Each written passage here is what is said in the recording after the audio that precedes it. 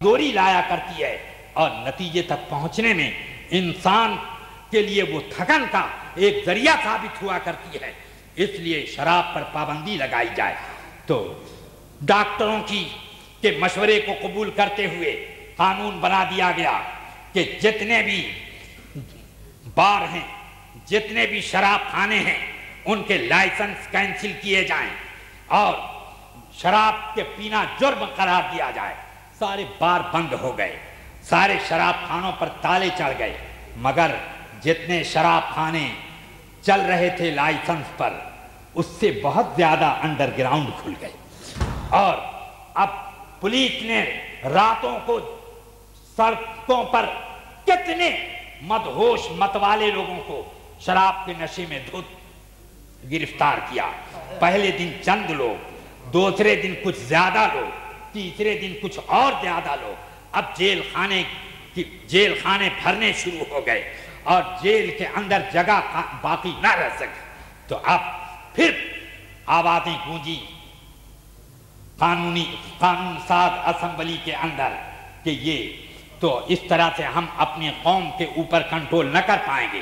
سارے شراب خانے بند کرنے کے باوجود بھی یہ شراب کیسے لوگوں کو مل جاتی ہے، یہ کیسے لوگ پی رہے ہیں؟ ایسا معلوم ہوتا ہے کہ شراب پر ہم تو پابندی لگا سکتے ہیں، مگر ہماری قوم شراب پینے کی پابندی قبول کرنے کو تیار نہیں ہے، اور ہم قوم کے نمائندے ہیں۔ اس لیے ہم اب اس پابندی کو اٹھاتے ہیں۔ جتنے لائسنس ضبط کیے گئے تھے سب واپس کر دیے جائیں، سب ان لوگوں کو دے دیے جائیں، سارے بار کھول دیے جائیں، شرابیوں کو کھلی اجازت دے دی جائے کہ جس کو جی میں آئے وہ شراب پیے۔ ذرا سوچئے کہ آپ نے قانون بنایا اور قانون توڑا۔ کیوں قانون بنایا؟ کیوں قانون توڑا؟ قانون بنایا تھا اس لیے کہ قوم کا عقلی مفاد اسی میں ہے، اور قانون توڑا کس لیے آپ نے؟ اسی قانون کو منسوخ کیا کس لیے؟ آپ کا اپنا ذاتی مفاد تھا، خود غرضی پر آ گئے کہ ہم قوم کے نمائندے ہیں، اس لیے قوم کی خواہشات کا احترام کریں۔ مگر آؤ میرے آقا سرور کائنات صلی اللہ تعالی علیہ وسلم کے ماننے والوں کی وہ جماعت بھی دیکھو کہ جن کو گھٹی میں بھی شراب پلائی جاتی، سب سے پہلے پیدا ہونے کے بعد جو قطرہ ان کے حلق سے اترتا تھا وہ نہ شہد کا تھا نہ ماں کے دودھ کا تھا، بلکہ وہ شراب کا قطرہ اتارا جاتا تھا۔ بولو اب وہ لوگ کتنے عادی تھے شراب پینے کے؟ وہ لوگ وہ تھے کہ نماز بھی کے وقت میں بھی شراب پی لیتے تھے، مگر بعد میں ان کو روکا گیا تو رک گئے۔ وہ لوگ اپنی فرحت و تفریح کے موقع پر کھانے پینے کے بعد بھی وہ شراب پی لیا کرتے تھے۔ مگر آؤ میں آپ کو بخاری کی ایک حدیث سناؤں۔ سیدنا انس بن مالک رضی اللہ تعالیٰ فرماتے ہیں کہ ایک روز حضرت ابو طلحہ کے دوستوں کا جمگھٹا ہمارے گھر لگا ہوا تھا۔ ابو طلحہ نے مجھے حکم دیا کہ جام و مینا لو اور سب کو جام پلاتے جاؤ۔ شراب کے جام میں پیش کرتا گیا۔ اتنے میں گھر کے باہر گلی میں کوئی آواز سنائی دی۔ ابو طلحہ نے مجھ سے کہا کہ اے انس ذرا باہر جا، دیکھ یہ کیسا اعلان ہو رہا ہے۔ وہ باہر سے فوراً پلٹ کر آئے۔ انس کہتے ہیں میں نے عرض کیا کہ اس وقت اعلان کرنے والا اعلان کر رہا ہے کہ الا وَإِنَّ اللَّهَ وَرَسُولَهُ قَدْ حَرَّمَ الْخَمْرَ۔ سن لو کہ آج اللہ نے اور اس کے رسول نے شراب کو حرام کر دیا ہے۔ حضرت سیدنا انس کہتے ہیں میرے سوتیلے باپ ابو طلحہ ڈنڈا لے کے اٹھے اور وہ شراب کے مٹکے پر ایک ڈنڈا رسید کیا۔ جن کے ہاتھ میں جام تھا جام زمین پر پٹخ مارا، جن کے منہ میں شراب کی گھونٹ تھی فوراً انہوں نے کلی کر دی۔ اور اس روز مدینے کی گلیوں کا یہ حال تھا کہ گلی کے ہر حصے میں شراب کی ندی بہ گئی۔ میں پوچھنا چاہتا ہوں کہ ایک قانون وہ بھی تھا جو امریکہ میں بنا اور چند دنوں کے بعد بگڑ گیا. اور ایک قانون یہ بھی ہے کہ خود رسول پاک نے گلی گلی اعلان نہیں کیا ہے بلکہ رسول اللہ کے ایک منادی نے اعلان کیا ہے, ایک غلام نے اعلان کیا ہے, مگر اس غلام کی پہنچائی ہوئی بات بھی اپنے اندر کیا تاثیر اطاعت رکھتی ہے کہ ماننے والوں نے نشے کے عالم میں بھی مانا, اپنے مٹکوں کو توڑ دیا, جامو مینا کے پرچے اڑا کر رہے اور حلق کے اوپر شراب کے جتنے حصے تھے انہوں نے کلی کر کے دنیا کو بتا دیا کہ لوگوں رسول جو ہیں ہمارے نمائندے نہیں ہیں, وہ اللہ کے نمائندے ہیں. اللہ جب بدل نہیں سکتا ہے تو اس کا قانون کیسے بدلے گا؟ اور اللہ نے اللہ کی مرضی جب بدلی نہیں جاتی ہے تو پھر اس کا رسول اپنا قانون کیسے بدل دے گا؟ وہ تو اللہ کا نمائندہ ہے, تم قوم کے نمائندے ہو, اس لیے تمہاری قومیں بدلیں گی تو تمہارا نظام بھی بدلے گا, تمہاری ذہنیت بھی بدلے گی, تم خود اپنے ضمیر کے خلاف بولو گے. مگر جو خدا کا نمائندہ ہوگا, جو خدا کا نقیب ہوگا, جو خدا کا نائب ہوگا, جو خدا کا خلیفہ ہوگا, اس کے بتائے ہوئے قانون میں کبھی تغیر نہ آئے گا اور وہ تاثیر سے کبھی خالی نہ ہوگا. ایک انقلاب آفرین اس کا اعلان بھی ہوگا, ایک انقلاب آفرین اس کی تعلیم بھی ہوگی, اور ایک انقلاب انگیز ماحول پیدا ہو جائے گا, ایسا ماحول کہ جن کو کافور پہ ہوتا تھا نمک کا دھوکا, جن کو کافور پہ ہوتا تھا نمک کا دھوکا, ہو گئے خاک کو اکسیر بنانے والے. یہ کون لوگ ہیں؟ یہ عرب کے وہ بدو ہیں, اور نعرہ تکبیر, نعرہ رسالت, صدر الشریعہ, علماء اہل سنت, نظام مصطفیٰ, عالمی ریاست اسلامی کانفرنس. رفیقان گرامی, یہ عرب کے بدو, افریقی کے بربر اور یورپ کے فلسفی, یہ سب کے سب آخر کیا معاملہ ہے کہ چند ہی دنوں میں ان کی زندگی میں ایسا انقلاب برپا کیوں ہوا؟ یہ کس نے انقلاب برپا کیا تھا؟ یہ کون سی تعلیمات تھیں؟ انسان کے ضمیر کو للکارتا ہے اسلام. یہ کانوں سے نہیں متعلق ہے, یہ دل سے متعلق ہے. اس وجہ سے قرآن کے کو از اول تا آخر آپ پڑھ لو, قرآن میں کہیں یہ نہ کہا گیا کہ لوگوں تم اپنے کان سے سنو اور اپنی آنکھ سے دیکھو اور اپنی زبان سے بولو. یہ کہا گیا ہے کہ ان فی ذالک لآیات لقوم یعقلون, ان فی ذالک لآیات لقوم یتفکرون, ان فی ذالک لآیات لقوم یتفقہون, ان فی ذالک لآیات لقوم یتدبرون, ان فی ذالک لآیات لقوم یعلمون, ان فی ذالک لآیات لأولی الالباب, ان فی ذالک لآیات لأولی الابصار. ہر جگہ ہم دیکھ رہے ہیں کہ قرآن خطاب کر رہا ہے, کبھی فکر کو خطاب کر رہا ہے, کبھی بصیرت کو خطاب کر رہا ہے, کبھی عقل کو خطاب کر رہا ہے, کبھی قوت تدبر کو خطاب کر رہا ہے, کبھی انسان کی علم و دانائی کو مخاطب کر رہا ہے. یہ ہر جگہ یہ باطنی ہی قوت کو کیوں مخاطب کیا جا رہا ہے؟ اس لیے کہ اس نظام کو باطن میں چلنا ہے اور باطن میں اس کی جڑوں کو پیوست ہونا ہے.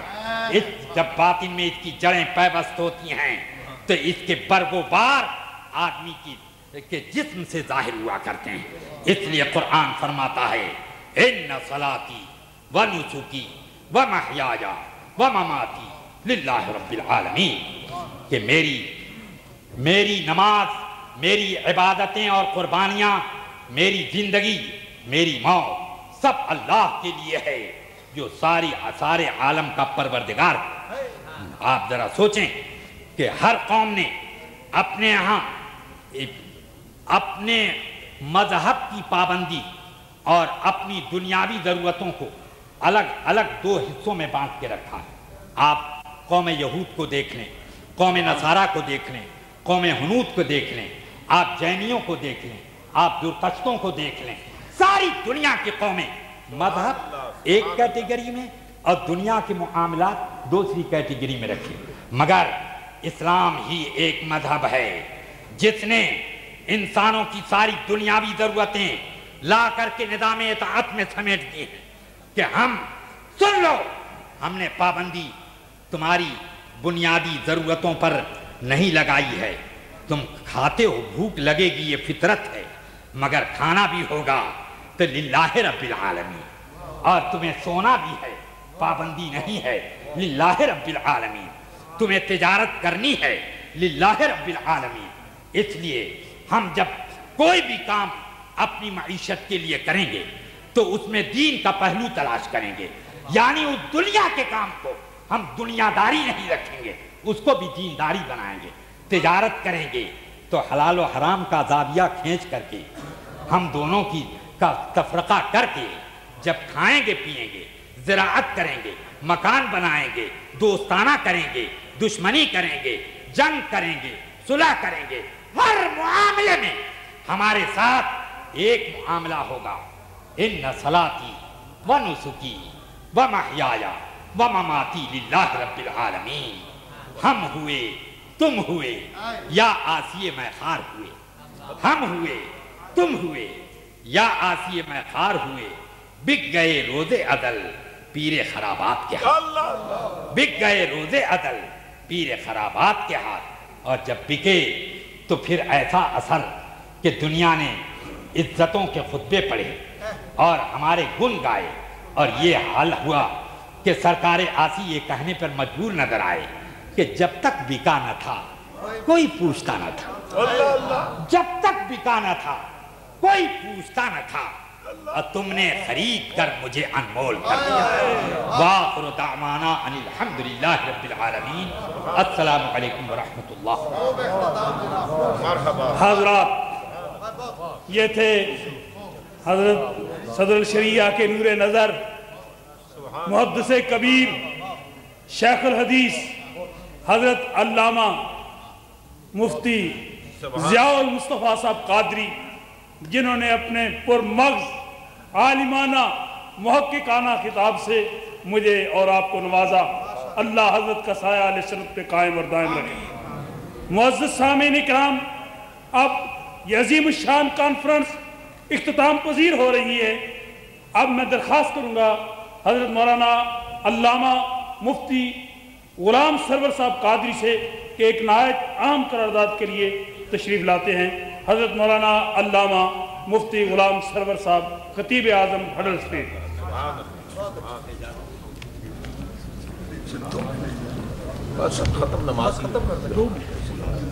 معزز سامعین، جو قرارداد مجھے پیش کرنے کے لیے کہا گیا ہے، جیسا کہ سب حضرات جانتے ہیں، کفار یہود و نصارہ کے ظلم و تشدد کا نشانہ مسلمان تقریباً ہر جگہ بن رہا ہے۔ کہیں ظلم و تشدد بمباری کر کے، گولہ بارود پھینک کر مسلمانوں کو اپنے ظلم و تشدد کا نشانہ بنایا جا رہا ہے، اور کہیں اقتصادی پابندیاں لگا کر مسلمانوں کو تباہ و برباد کرنے کی کوشش کی جا رہی ہے۔ تو میں ایک قرارداد پیش عرض کر رہا ہوں، سارے حضرات توجہ فرمائیں کہ عالمی ریاست اسلامی کانفرنس کا یہ عظیم الشان اجتماع عراق اور لیبیا پر امریکہ اور اس کے حواریوں کی طرف سے ناروا اقتصادی پابندیوں کی پرزور مرمت کرتا ہے۔ کیا آپ مذمت کرتے ہیں؟ اور اقوام متحدہ کے تمام ممبر ممالک سے مطالبہ کرتا ہے کہ ان ہر دو ممالک کے حکمرانوں سے سیاسی چپکلس کی سزا بے گناہ اور نہتے مسلمانوں کو نہ دیں، اور فوری طور پر پابندیاں ختم کرنے کے لیے عملی اقدامات کریں۔ کیا آپ سب حضرات اس منظور ہے؟ حضرات اب میں اس عالمی کانفرنس، عالمی ریاست اسلامی کانفرنس کے اختتام پر مرکزی جماعت اہل سنت کی طرف سے شہزادہ محدث اعظم پاکستان حضرت پیر طریقت صاحبزادہ قاضی محمد فضل رسول صاحب حیدر، حضرت علامہ شیخ الحدیث مفتی ضیاء المصطفیٰ صاحب قادری اور مولانا غلام صدیق صاحب کا تہ دل سے ممنون اور شکر گزار ہوں، اور اس کے ساتھ برطانیہ اور یورپ میں مقیم اپنے تمام علماء کرام جنہوں نے ہماری حوصلہ افزائی فرمائی، اس کانفرنس کو کامیابی سے ہمکنار کرنے کے لیے دور و دراز سے تشریف لائے اور اس پاکیزہ مشن میں ہمارا ہر لحاظ سے ساتھ دیا، جماعت کی طرف سے ان کا تہ دل سے ممنون اور شکر گزار ہوں۔ اور آخر میں مبلغ اسلام پیر طریقت حضرت سید معروف حسین شاہ صاحب دامت برکاتہم العالیہ اور یہاں کی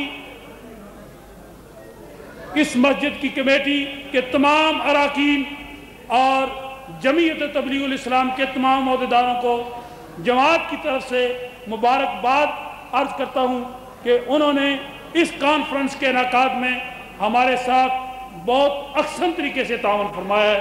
اللہ تعالیٰ اپنے محبوب پاک علیہ السلام کے صدقے اور وسیلے سے اس مسجد کو ہمیشہ آباد رکھے۔ اب درود و سلام کے لیے صرف 2 اشعار ہوں گے، اس کے بعد اذان ہو جائے گی اور نماز ادا کر لیجئے۔ اور ایک اہم اعلان، جیسے حضرت قبلہ سید السادات سید مزمل حسین شاہ صاحب نے فرمایا تھا کہ مہربانی فرما کر مرکزی جماعت اہل سنت کی طرف سے جاری کردہ اسلامک کیلنڈر ہر میرا بھائی یقیناً جاتے وقت لے کر جائیں، اور تمام علماء کرام کی خدمت عالیہ میں درخواست ہے کہ مہربانی فرما کر یہ کیلنڈر ضرور لے کر جائیں۔ ہر میرا بھائی جاتے وقت زیادہ نہیں تو کم از کم ایک کیلنڈر یہاں دروازے سے نکلتے ہوئے اپنے ہاتھ میں لیتا ہوا جائے، اور کھانے کا باقاعدہ انتظام ہے۔ تمام احباب جنہوں نے ابھی تک کھانا نہیں کھایا نماز کے بعد کھانا کھا کر تشریف لے جائیں۔ اب درود و سلام پیش کیا جاتا ہے، اور اس کے بعد حضرت قبلہ پیر طریقت جنہوں نے اس عظیم الشان عالمی کانفرنس کی سرپرستی فرمائی ہے، ان کی خدمت عالیہ میں درخواست ہے کہ آپ ہم سب کے لیے اور پوری ملت اسلامیہ کے لیے دعا فرمائیں۔ مصطفیٰ جان رحمت پہ لاکھوں سلام، مصطفیٰ جان رحمت پہ لاکھوں سلام، شمع بد میں ہدایت پہ لاکھوں سلام، شمع بد میں ہدایت پہ لاکھوں سلام، جس سہانی گڑی چمکا طیبہ کا چاند، اس دل افروز ساعت پہ لاکھوں سلام، مصطفیٰ جان رحمت پہ لام، شمع بد میں ہدایت پہ لاکھوں سلام، شمع بد میں ہدایت پہ حبیب یا رسول اللہ یا حبیب اللہ، آپ کے در کی فقیری اور دو جہاں کی ہے امیری، آ گیا ہے وقت خیری، اے خاصائے خاصان رسول، اے خاصائے خاصان رسول، وقت دعا ہے امت پہ تیری آن عجب وقت پڑا ہے، آ گیا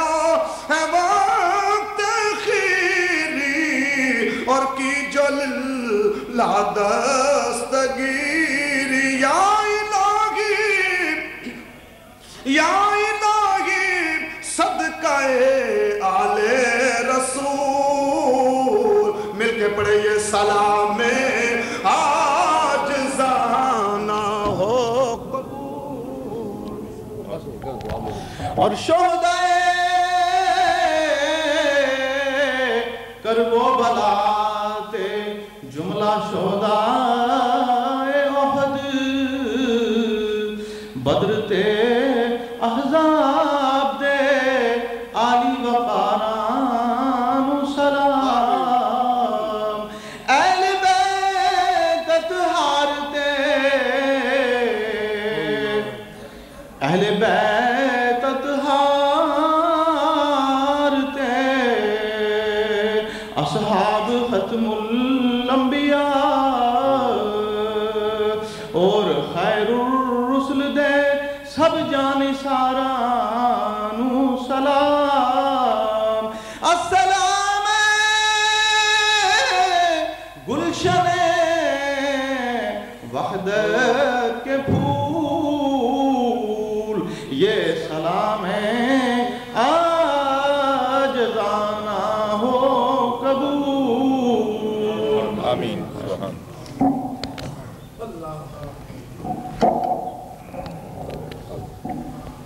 اللهم ربنا آتنا في الدنيا حسنة وفي الآخرة حسنة وقنا عذاب النار وادخلنا الجنة مع الأبرار يا عزيز يا غفار يا حنان يا منان يا ديان يا سبحان ارحم عبادك يا رحمان نور قلوبنا بالعرفان۔